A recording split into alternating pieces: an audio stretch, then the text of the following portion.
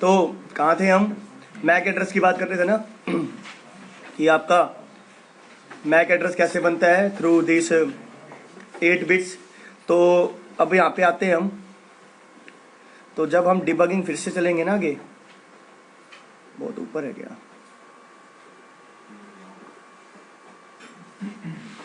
तो आप इस पे तो नहीं है, R2 पे दिखेगा आपको। जब हमने इसके ऊपर स्टैंड बाय इनेबल्ड किया था HSRP, तो सबसे पहले हमने दिखाई दी डिसेबल स्टेट, राइट। पर डिसेबल से पहले आप एक चीज़ देखो कि यहाँ पे ये क्या बोल रहा है कि F0/0 पे ग्रुप नंबर 10 तो एक्टिव हो चुका है, पर इसका ग्रुप में एड्रेस अभी कुछ है नहीं मेरे पास। क्या है? सब कुछ एम्प्टी है, 0 है। क्यों? क्योंकि अभी तो मेरा इनिशिएट हुआ है। तो ग्रुप 10 है, HSRP इनेबल्ड है, राइट, और वर्जन 1 चल रहा है, तो मैं इसके वर्जन 1 चलाऊंगा, राइट। और ग्रुप क्या है मेरा? 10 तो मैक एड्रेस क्या होगा? 0A।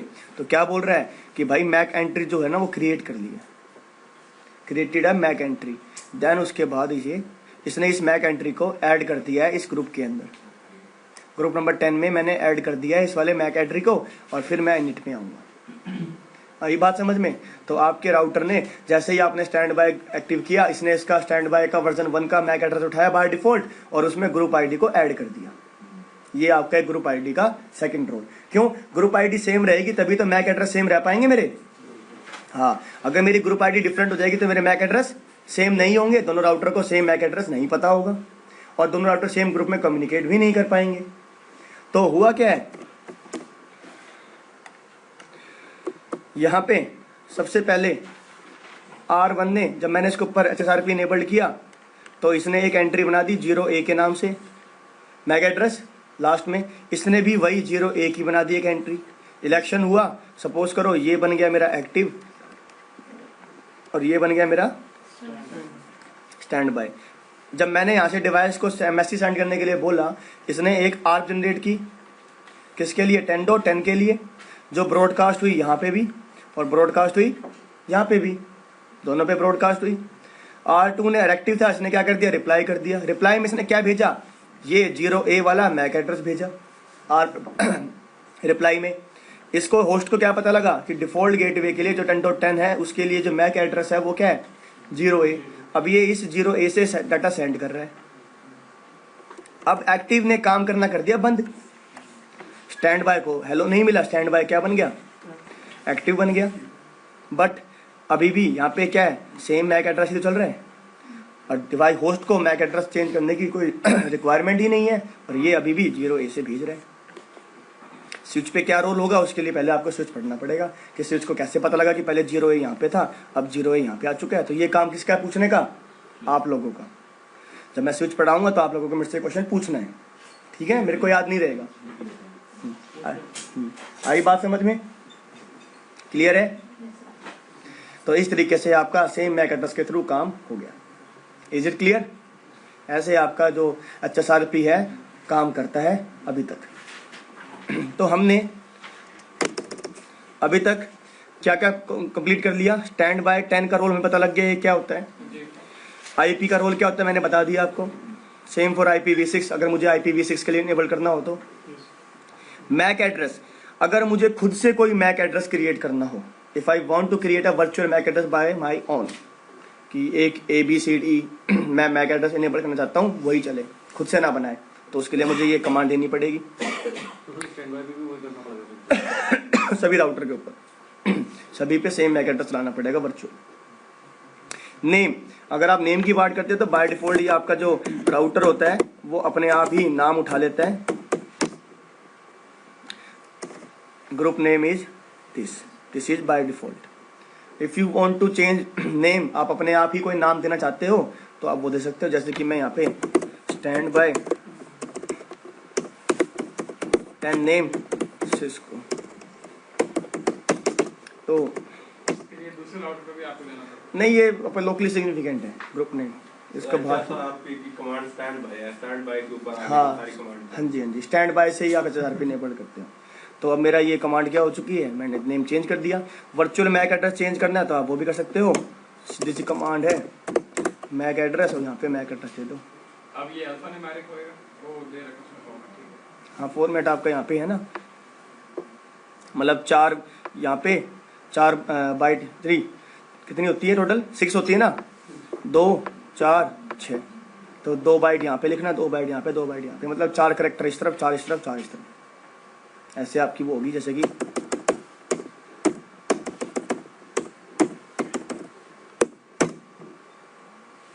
राइट, ठीक है।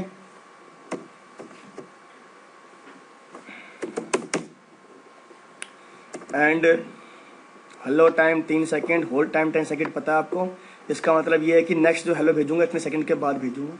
ये भी आप एक्सटेंड कर सकते हैं। हाँ बताता हूँ अभी इसको। इसके लिए क्या करना पड़ेगा आपको,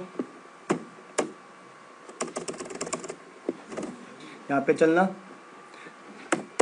टाइमर्स, देन हेलो इंटरवल जो करना है आपको 3 मिली सेकेंड में देना, आप वो भी दे सकते हो।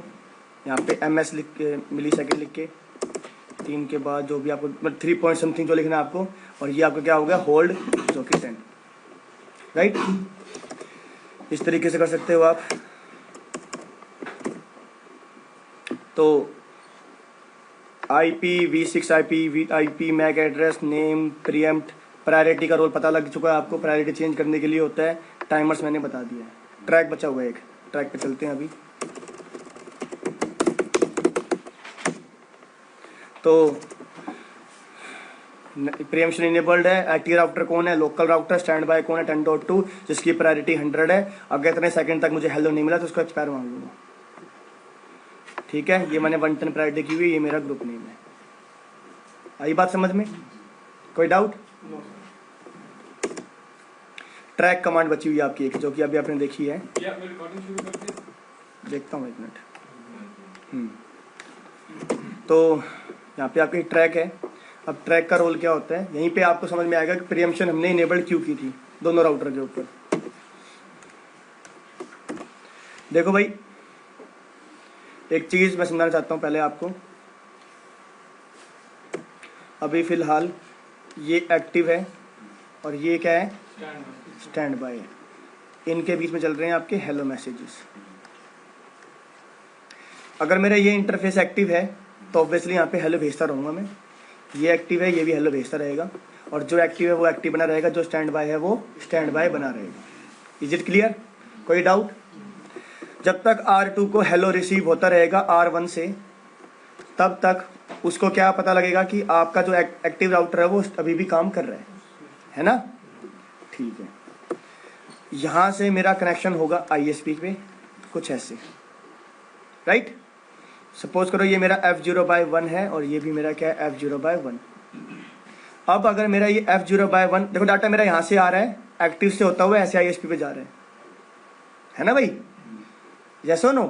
कोई डाउट तो पूछो। अब अगर मेरा ये वाला इंटरफेस काम करना बंद कर दे, डाउन हो जाए, तो क्या इस इंटरफेस पे कोई इम्पैक्ट पड़ेगा? नहीं पड़ेगा। ये तो अभी भी क्या भेजता रहेगा, हेलो भेजता रहेगा। स्टैंड बाय को क्या अभी भी हेलो रिसीव होता रहेगा। स्टैंड बाय को अभी भी पता है कि एक्टिव राउटर काम कर रहा है, बट क्या मेरा डाटा एक्चुअल में ISP पे पहुंच रहा है? सब कुछ ड्रॉप हो रहा है। तो ये भी एक ड्रॉबैक ही है एक तरीके से, है ना कि? तो अगर कुछ ऐसा हो हमारे पास कि जैसे ये इंटरफेस डाउन हो जाए या फिर कोई लिंक डाउन हो, तो मेरा प्रोटोकॉल क्या हो जाएगा, इसका इंटरफेस का डाउन हो जाएगा। और जैसे मेरा प्रोटोकॉल डाउन हो, ये अपनी एक्टिव स्टेट छोड़ दे। ये अपनी एक्टिव स्टेट क्या है, छोड़ दे, विड्रॉ कर दे, और मेरा स्टैंड बाय एक्टिव बन जाए और डाटा मेरा अब यहाँ से आना स्टार्ट कर दे। तो ये भी एक अच्छा फीचर है ना? यही काम कौन करता है आपका? ट्रैक कमांड करती है कि मैं ट्रैक लगा के बैठा हूँ एक इंटरफेस के ऊपर। जैसे इंटरफेस का प्रोटोकॉल डाउन होगा, मेरा जो एक्टिव राउटर है जिसकी प्रायोरिटी अभी फिलहाल मैंने 110 की हुई है, इसकी प्रायोरिटी बाय डिफॉल्ट डिक्रीज हो जाएगी। कितनी? 25। बाय डिफॉल्ट कितनी होगी? 25। इसकी प्रायोरिटी नहीं, बाय डिफॉल्ट 10 होती है आपकी। बाय डिफॉल्ट क्या होती है प्रायोरिटी आपकी? डिक्रीज होती है बाय डिफॉल्ट 10। तो मैं इसकी जो प्रायोरिटी है वो 25 डिक्रीज कर दूंगा। तो प्रायोरिटी क्या बन जाएगी इसकी अब? 85। और अगर मैंने प्रीएम्प्ट इनेबल नहीं किया हुआ तो क्या ये सामने वाले को बताएगा कि मैंने प्रायोरिटी डिक्रीज कर ली है? नहीं बताएगा। पर प्रीएम्प्ट इनेबल किया हुआ मैंने, जैसे प्रीएम्प्ट इनेबल किया तो ये क्या बताएगा कि भैया priority is decrease from 110 to 85। R2 क्या बोलेगा, अच्छा प्रायोरिटी डिक्रीज कर दी है, मतलब कि मैं अब एक्टिव बन जाता हूँ क्योंकि मेरी प्रायोरिटी 100 है, और ये क्या बन जाएगा, अब एक्टिव बन जाएगा। आई बात समझ में या नहीं? जब ऊपर वाला इंटरफेस बंद होएगा तब ट्रैक जो है इसकी प्रायोरिटी इनिशिएट करेगा। हाँ तो अभी देखो क्या करते हैं हम, R1 पे आते हैं। R1 हमारा क्या है, एक्टिव है ना अभी, हाँ जी एक्टिव बना हुआ है। इंटरफेस F0/1 को पहले मैं कर देता हूँ नो शट, क्योंकि वो बाय डिफॉल्ट क्या था, शट था। फिर मैं इंटरफेस F0/0 के अंदर गया, स्टैंड बाय 10, और मैंने लगा दिया ट्रैक F0/1 पे, राइट। तो बाय डिफॉल्ट मेरा डिक्रीमेंट कितना होगा, 10 होगा। अगर मुझे डिक्रीमेंट वैल्यू बढ़ानी है तो मैं कर देता हूँ उसको यहाँ पे लिख दिया मैंने 25, तो मेरी डिक्रीमेंट वैल्यू कितनी होगी अब 25, कि वो 25 डिक्रीज हो जाए प्रायोरिटी अगर मेरा इंटरफेस डाउन हो जाए।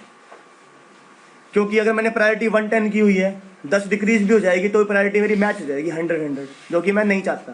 तो मैं क्या करूंगा, इसकी प्रायोरिटी को 25 डिग्री कर दूंगा, जो कि मैं मैक्सिमम 125 तक दे सकता हूँ, क्योंकि प्रायोरिटी मेरी 1 से 255 तक ही बढ़ सकती है, राइट। प्रायोरिटी जो होती है आपकी,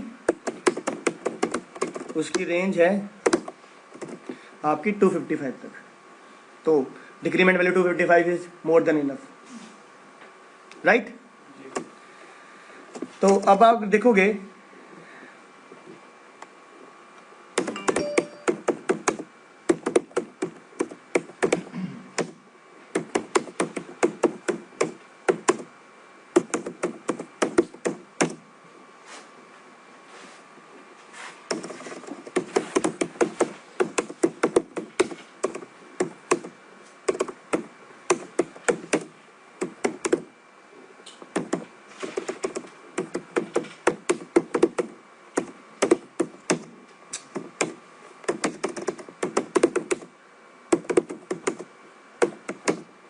यहाँ पे देखो, ये अभी भी स्टैंड बाय इसकी प्रायोरिटी 100 है, ठीक है भाई। अब मैं क्या करता हूँ, यहाँ पे आके इंटरफेस F0/1 को करता हूँ शट डाउन। अभी ट्रैक तो इनिशिएट होएगा। हाँ जी,